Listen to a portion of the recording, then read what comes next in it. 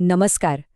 C પ્રોગ્રામિંગમાં છે ને અમુક ઓપરેટર્સ છે જે પ્રોગ્રામરની એકદમ સિક્રેટ ટૂલકિટ જેવા છે. એ ખૂબ જ પાવરફુલ છે, પણ હા, ક્યારેક થોડું કન્ફ્યુઝન પણ કરી શકે છે. તો ચાલો આજે આપણે એ જ ટૂલકિટ ખોલીએ અને જોઈએ કે આ ઓપરેટર્સ કોડને વધુ સ્માર્ટ અને નાનો કેવી રીતે બનાવે છે. જો કોડિંગ કરતી વખતે આ બધા ચિહ્નો જોઈને ક્યારે એવો વિચાર આવ્યો હોય કે અરે આ બધું શું છે, તો ચિંતા ના કરશો. આજે આપણે આ બધી જ ગૂંચવણ દૂર કરીશું, કારણ કે આ ખાલી ચિહ્નો નથી, પણ કોડિંગમાં ચોકસાઈ અને કંટ્રોલ મેળવવા માટેના પાવરફુલ ટૂલ્સ છે. તો આજે આપણે શું જોવાના છીએ? પહેલાં તો સીની આ ખાસ ઓપરેટર ટૂલકિટને સમજીશું. પછી કન્ડિશનલ અને સિક્વન્સ માટેના શોર્ટકટ્સ પર નજર નાખીશું. ત્યાર પછી સીધા મેમરી સાથે કેવી રીતે કામ કરવું એ શીખીશું અને પોઇન્ટર ટુ મેમ્બર એરો શું છે એ જાણીશું. અને છેલ્લે આખી ટૂલકિટનો સારાંશ જોઈશું.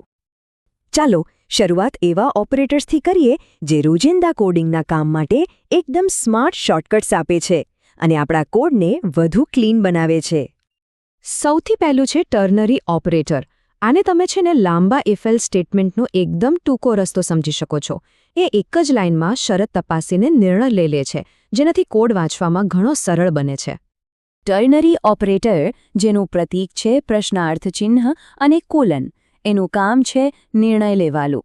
એ એક શરત તપાસે છે અને એના આધારે બે ઓપ્શનમાંથી કોઈ એકને પસંદ કરે છે. બસ આટલું જ. જુઓ આ ઉદાહરણ. અહીં કોડ ફક્ત એક જ લાઇનમાં ચેક કરે છે કે એક્સ મોટો છે કે વાય. જો એક્સ મોટો હોય તો એની વેલ્યુ મેક્સ વેલ્યુમાં જશે, નહીંતર વાયની વેલ્યુ જશે. કેટલું સરળ અને સીધું નહીં? અહીં એક્સની વેલ્યુ 10 અને વાયની 7 છે, એટલે શરત સાચી પડી. પરિણામે 10ને મહત્તમ મૂલ્ય તરીકે પસંદ કરવામાં આવ્યું. આ બતાવે છે કે ઓપરેટર એકદમ બરાબર કામ કરી રહ્યું છે. હવે આવે છે કોમા ઓપરેટર. આ ઓપરેટર એક જ લાઇનમાં એકથી વધુ કામોને એક પછી એક ગોઠવે છે.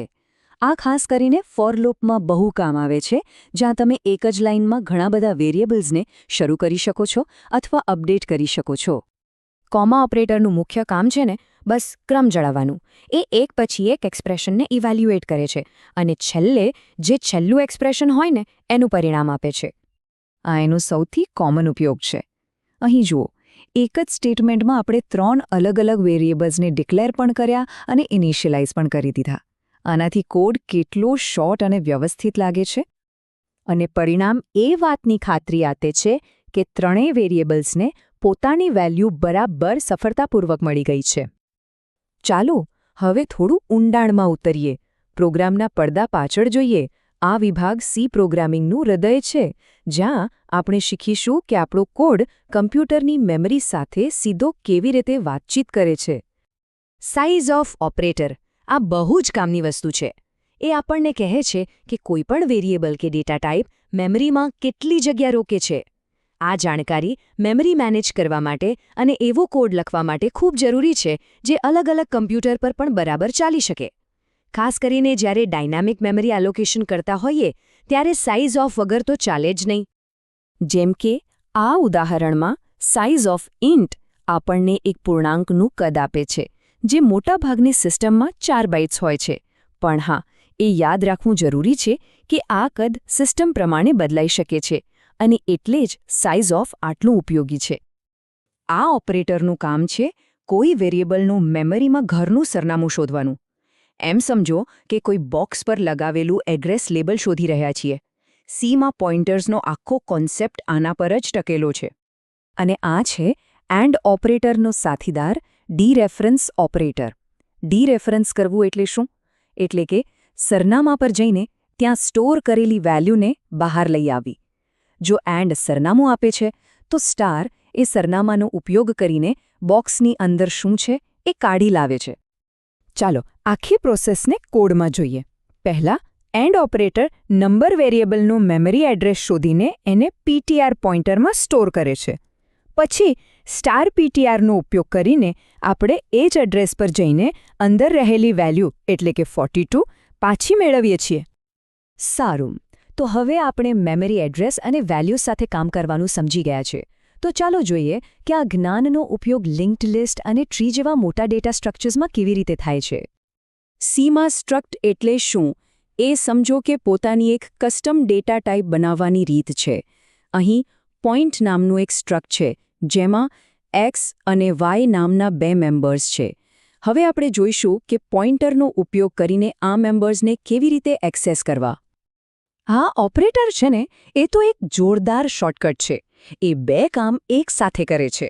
પોઇન્ટરને ડીરેફરન્સ કરવાનું સ્ટાર અને એના મેમ્બરને એક્સેસ કરવાનું ડોટ.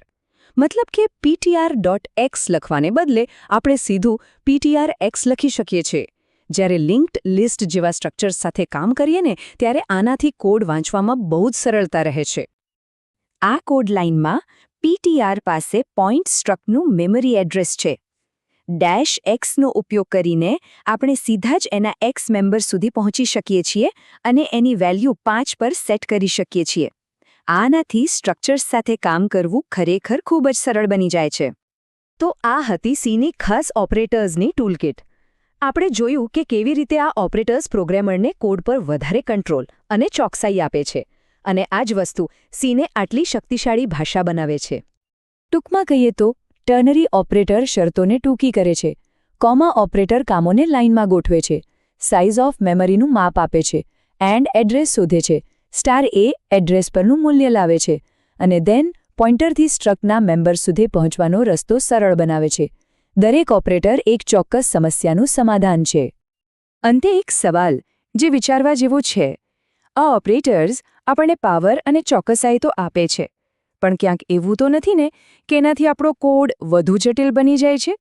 સાચો પ્રોગ્રામર એ જ છે જે શક્તિશાળી કોડ અને સરળતાથી સમજી શકાય એવા કોડ વચ્ચે એક બેલેન્સ રાખી શકે. આ વિશે શું વિચારવું છે?